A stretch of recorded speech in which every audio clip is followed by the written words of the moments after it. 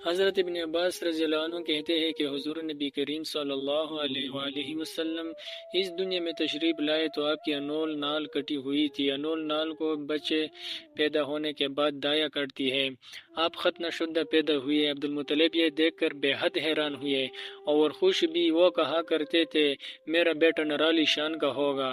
آپ کی پیدائش سے پہلے مکہ کے لوگ خشک سالی اور قحط کا شکار تھے، لیکن جو نہیں آپ کے دنیا میں تشریف لانے کا وقت قریب آیا، بارشیں شروع ہو گئی، خشک سالی دور ہو گئی، درخت ہرے بھرے ہو گئے اور پلوں سے لد گئے، زمین پر سبز ہی سبز نظر آنے لگے۔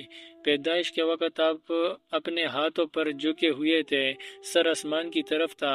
ایک روایات کے الفاظ یہ ہے کہ گھٹنوں کے بل جھکے ہوئے تھے، مطلب یہ کہ سجدے کی سی حالت میں تھے۔ آپ کی مٹھی بند تھی اور شہادت کی انگلی اٹھی ہوئی تھی، جیسا کہ ہم نماز میں اٹھاتے ہیں۔ حضور انور صلی اللہ علیہ وسلم فرماتے ہیں جب میری والدہ نے مجھے جنم دیا تو ان سے ایک نور نکلا، اس نور سے شام کے محلات جگمگا اٹھے۔ آپ صلی اللہ علیہ وسلم کی والدہ سیدہ آمینہ فرماتی ہیں محمد صلی اللہ علیہ وآلہ وسلم کی پیدائش کے وقت ظاہر ہونے والے نور کی روشنی میں مجھے بصری میں چلنے والے اونٹوں کی گردنیں تک نظر آئی۔ علامہ سہیلی رحمہ اللہ نے لکھا ہے کہ جب آپ پیدا ہوئے تو آپ نے اللہ کی تعریف کی۔ ایک روایت میں یہ الفاظ آئے ہیں اللہ اکبر کبیرا والحمد للہ کثیرا وسبحان اللہ بکرۃ واسیلا۔ اللہ تعالیٰ سب سے بڑا ہے، اللہ تعالیٰ کی بے حد تعریف ہے اور میں صبح و شام اللہ کی پاکی بیان کرتا ہوں۔ آپ کی ولادت کس دن ہوئی؟ اس بات پر سب کا اتفاق ہے کہ وہ پیر کا دن تھا۔ آپ صبح فجر طلوع ہونے کے وقت دنیا میں تشریف لائے۔ تاریخ پیدائش کے سلسلے میں بہت سے قول ہے۔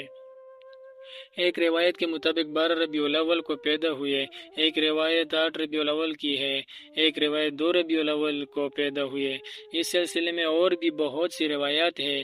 زیادہ تر مورخین کا خیال ہے کہ آپ 8 ربیع الاول کو پیدا ہوئے۔ تقویم کے طریقہ کے سب حساب سے جب تاریخ نکالی گئی تو 9 ربیع الاول نکلی۔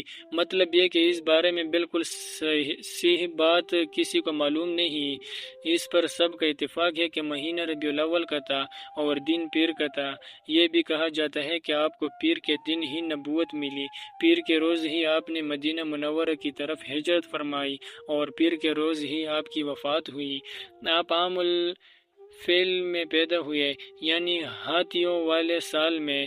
اس سال کو ہاتھیوں والا سال اس لیے کہا جاتا ہے کہ ابراہ نے ہاتھیوں کے ساتھ مکہ مکرمہ پر چڑھائی کی تھی۔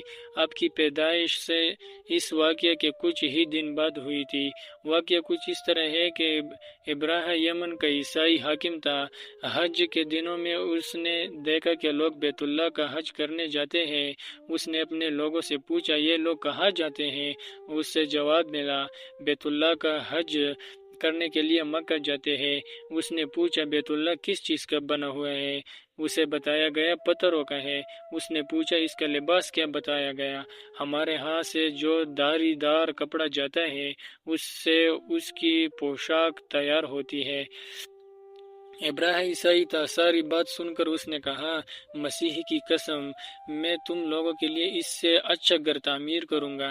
اس طرح اس نے سرخ، سفید، زرد اور سیاہ پتھروں سے ایک گھر بنوایا، سونے اور چاندی سے اس کو سجایا، اس میں کئی دروازے رکھوائے، اس میں سونے کے پتھر جڑوائے، اس کے درمیان میں جواہر لگوائے، اس مکان میں ایک بڑا سا یاقوت لگوایا، پردے لگوائے، وہاں خوشبوئیں سلگانے کا انتظام کیا۔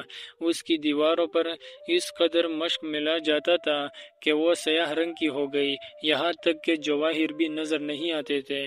پھر لوگوں سے کہا اب تمہیں بیت اللہ کا حج کرنے کے لیے مکہ جانے کی ضرورت نہیں رہی، میں نے یہی تمہارے لیے بیت اللہ بنوا دیا ہے، لہٰذا اب تم اس کا طواف کرو۔ اس طرح کچھ قبائل کئی سال تک اس کا حج کرتے رہے، اس میں اعتکاف کرتے رہے، حج والے مناسک بھی یہی ادا کرتے رہے۔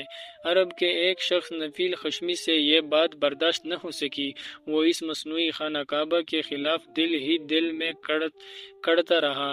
آخر اس نے دل میں ٹھان لی کہ وہ ابراہ کی اس عمارت کو گندہ کر کے چھوڑے گا۔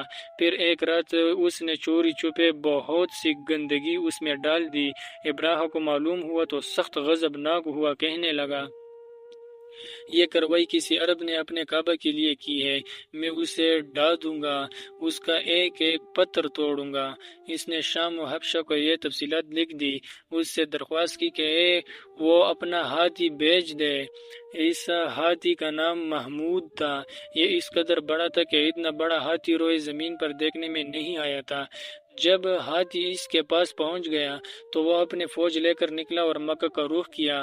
یہ لشکر جب مکہ کے قرب و جوار میں پہنچا تو ابراہ نے فوج کو حکم دیا کہ ان لوگوں کے جانور لوٹ لیے جائے۔ اس کے حکم پر فوجیوں نے جانور پکڑ لیے، ان میں عبد المطلب کے اونٹ بھی تھے۔ نفیل بھی اس لشکر میں ابراہ کے ساتھ موجود تھا اور یہ عبد المطلب کا دوست تھا۔ عبد المطلب اس سے ملے اونٹوں کے سلسلے میں بات کی۔ نفیل نے ابراہ سے کہا قریش کا سردار عبد المطلب ملنا چاہتا ہے، یہ شخص تمام عرب کا سردار ہے، شرف اور بزرگی اسے حاصل ہے، لوگوں میں اس کا بہت بڑا اثر ہے، لوگوں کو اچھے اچھے گھوڑے دیتا ہے، انہیں عطیات دیتا ہے، کھانا کھلاتا ہے۔ یہ گویا عبد المطلب کا تعارف تھا۔ ابراہ نے انہیں ملاقات کے لیے بلا لیا۔ ابراہ نے ان سے پوچھا بتائیں آپ کیا چاہتے ہیں؟ انہوں نے جواب دیا میں چاہتا ہوں میرے اونٹ مجھے واپس مل جائے۔ ان کی بات سن کر ابراہ بہت حیران ہوا۔ اس نے کہا مجھے تو بتایا گیا تھا کہ آپ عرب کے سردار ہیں، بہت عزت اور بزرگی کے مالک ہیں، لیکن لگتا ہے مجھ سے غلط بیانی کی گئی ہے، کیونکہ میرا خیال تھا آپ مجھ سے بیت اللہ کے بارے میں بات کریں گے جس کو میں گرانے آیا ہوں اور جس کے ساتھ آپ سب کی عزت وابستہ ہے، لیکن آپ نے تو سرے سے کی بات ہی نہیں کی اور اپنے اونٹوں کا رونا لے کر بیٹھ گئے، یہ کیا بات ہوئی؟